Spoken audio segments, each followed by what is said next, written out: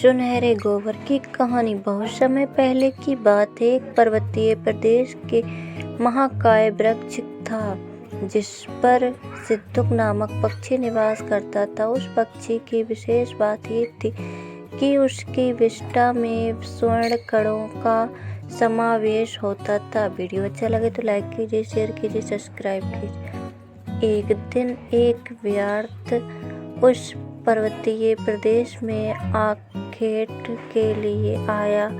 उसे ज्ञात नहीं था कि सिद्धुक पक्षी की विष्ठा स्वर्ण कण युक्त होती है। जब वह महाकाय वृक्ष के निकट से गुजरा तो उसकी चेष्टा सिद्धुक पक्षी को पकड़ने की नहीं थी, किंतु जैसे ही वह आगे बढ़ने लगा, सिद्धुक पक्षी की मूर्खता की और उसके सामने ही स्वर्ण कण युक्त विष्ठा कर दी।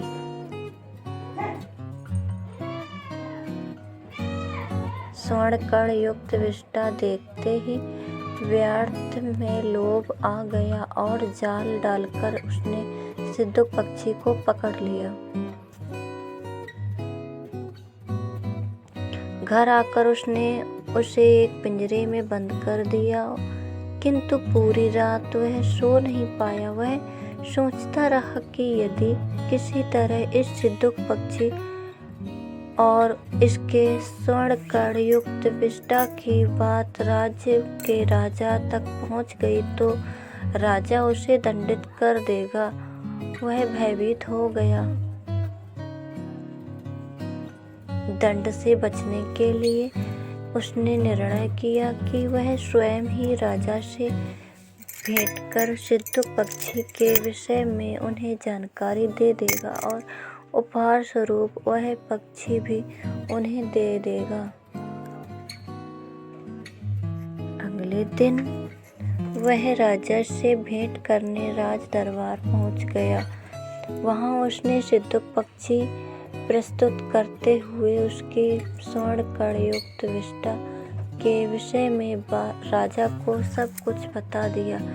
पूरी बात सुनकर राजा ने अपने सेवकों को आदेश दिया कि वे सिद्धुक पक्षी व्यर्थ से लेकर उसका विशेष ध्यान रखें। सेवकों ने वैसा ही किया।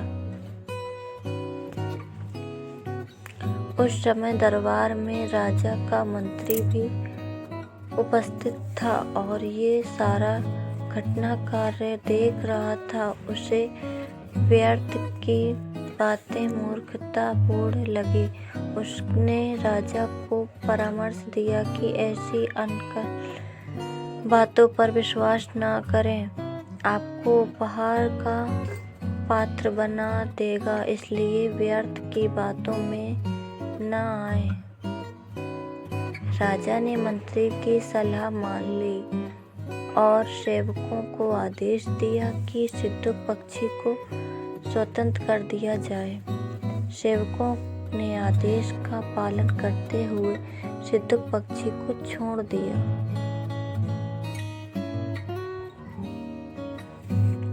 पिंजरे से बाहर निकलने के बाद सिद्धुक पक्षी उड़कर राजमहल के प्रवेश द्वार पर बैठ गया और वहां से जाने के पूर्व पुनः स्वर्ण कण युक्त विष्ठा कर गया।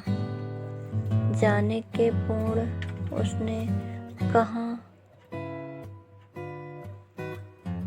पूर्व तावदन मूर्खों द्वितीय प्रबंधक तत्व राजा च मंत्री सर्वे मैं मूर्ख दंडलम।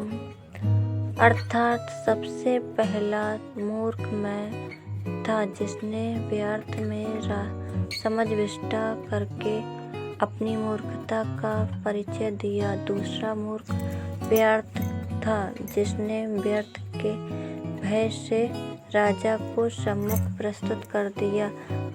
तदोपर राजा और मंत्री तो मूर्खों के मूर्ख निकले जिन्होंने व्यर्थ में कथन की पर विश्वास कर छोड़ दिया। इस प्रकार इस राज्य में मूर्ख मंडली का जमवाड़ा है।